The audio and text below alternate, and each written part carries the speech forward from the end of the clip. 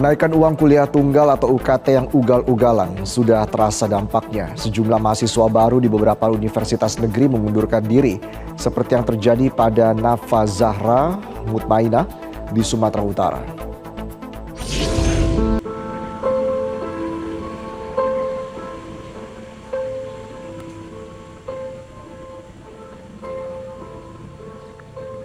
Nafa Zahra sangat bahagia ketika dinyatakan lolos masuk ke perguruan tinggi negeri Universitas Sumatera Utara. Namun kebahagiaan itu seketika sirna saat Nafa dan keluarganya mengetahui jumlah UKT yang harus dibayarkan. Nafa yang masuk perguruan tinggi melalui jalur seleksi nasional berdasarkan prestasi atau SNBP terpaksa mengubur impiannya berkuliah di Universitas Sumatera Utara atau USU yang telah ia impikan sejak kecil. UKT di jurusan Sastra Arab Fakultas Ilmu Budaya USU yang dipilih Nafa sebelumnya hanya 2,5 juta rupiah. Namun saat dirinya dinyatakan lolos, UKT yang harus dibayar mencapai 8,5 juta rupiah per semester. Perasaan situ ya kayak senang karena kan bahasa Arab itu kan pelajaran favorit saya. Jadi kayak pas diterima jadi pilotnya senang. Tidak sanggup karena kan abang saya juga kuliah. Jadi kalau saya uang UKT-nya segitu abang saya nggak sanggup. Tapi kalau misalnya dari pihak usulnya untuk menurunkan, saya sanggup untuk bayar.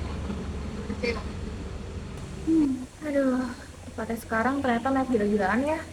Tanggapan kamu sebagai mahasiswa gimana, Mbak? Aku sangat menyayangkan banget sih ya. Padahal seharusnya untuk pendidikan tuh harga yang harus kita bayar tuh relatif lebih rendah. Belum lagi fasilitas yang ada di negara kita kan belum sepenuhnya merata ya, apalagi di daerah-daerah yang terpencil gitu.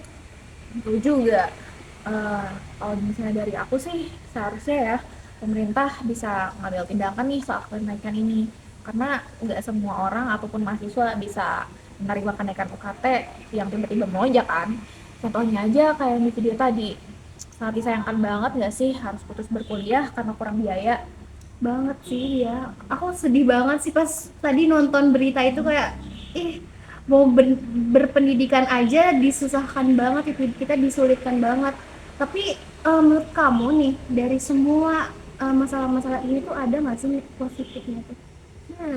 Positif ya. Setelah aku melihat tanggapan dan berita-berita lain sih ya, sangat disayangkan. Kayaknya nggak ada deh sisi positif yang bisa kita ambil. Apalagi untuk kita sebagai pihak yang dirugikan. Nah, kalau dari kamu, kebijakan pemerintah yang seperti apa yang menurut kamu harus dilakukan? Kalau menurut aku sendiri ya, pemerintah itu harus lebih bijak, apalagi tentang penggolongan biaya UKT kan. Jadi sebenarnya kan emang udah ada bagian-bagiannya tuh, ada golongan apa, golongan apa, golongan apa gitu. Tapi kita tuh harus lebih pemerintah tuh harus lebih dijelaskan atau transparansi itu seperti apa. Jadi biar kita tuh tidak bertanya-tanya, kita tuh masuk golongan ini, golongan itu tuh karena apa gitu. Terus selain itu bisa lebih ditingkatkan lagi tentang yang beasiswa itu. Walaupun emang udah ada kan ya yang Cipta itu, tapi kan rame banget ya pas aku scroll Twitter tuh kayak rame banget, banyak banget kecurangan, kecurangan itu banyak banget. Jadi harus lebih bijaksana lagi, bijak lagi dari pemerintahnya agar ke kitanya juga jelas gitu. Betul. Aku setuju banget sih. Selain karena ada dari pemerintah dan negara, sebetulnya dari pihak universitas juga harus sih untuk bersuara. Betul. Menurutku ketika UKT mahal di kampus-kampus tertentu akan ada penurunan minat gak sih bagi mahasiswa yang tadinya nih mungkin mau masuk ke universitas ini tapi ternyata kan UKT-nya tiba-tiba melonjak dan mahal jadi nggak jadi kan. Iya sih, betul banget. Kan kita waktu SMA kayak menargetkan mau masuk kuliah mana gitu. Tapi setelah tahu misalnya UKT-nya naik itu kayak rendah gak sih? Jadi kayak gak mau masuk sini. Jadi kayak itulah. Jadi kita harus kayak semua universitas tuh harus mempunyai keselarasan lah atas keresahan-keresahan ini biar menguntungkan semua pihak gitu. Betul semoga ya. Oh iya, beberapa pemerintah kayak DPR juga nih udah mulai mengkritisi Pak Menteri dan juga jajarannya nih. Kamu udah tahu belum beritanya apa? Waduh, aku belum ya. Sorry. Aku belum tahu itu. Itu apa itu? Untungnya nih mereka yang menentang habis-habisan itu dari pemerintah atas. Contohnya dari DPR RI nih, Pak Nababan, Komisi 6 deh kalau nggak salah.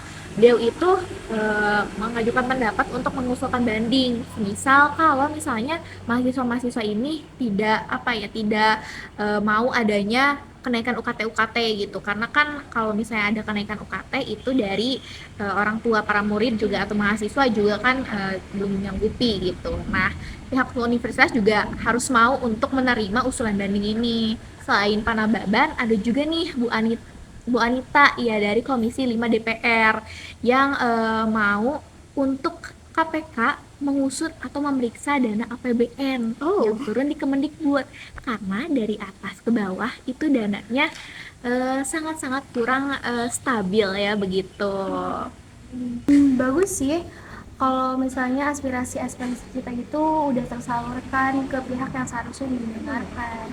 Kan cita-cita Indonesia ini Indonesia Emas 2045 ya. Betul. Dan sampai itu hanya omongan belaka, titel-titel belaka, cita-cita kita yang terus jangan sampai juga Indonesia emas malah jadi Indonesia cemas.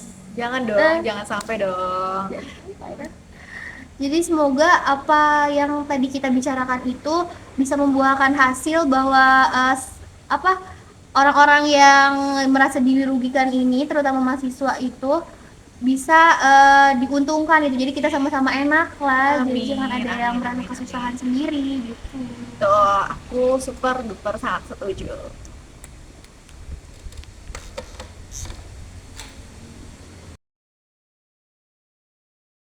Kenaikan UKT yang ugal-ugalan mulai memakan korban. Permendikbud nomor 2 tahun 2024 disinyalir menjadi biang keroknya. Ditambah, status PTNBH mengizinkan kampus untuk mengambil keputusan dan kebijakan, serta tidak mendapat bantuan dana dari pemerintah lagi. Dari Medan, Sumatera Utara, Edi Sembiring, Metro TV.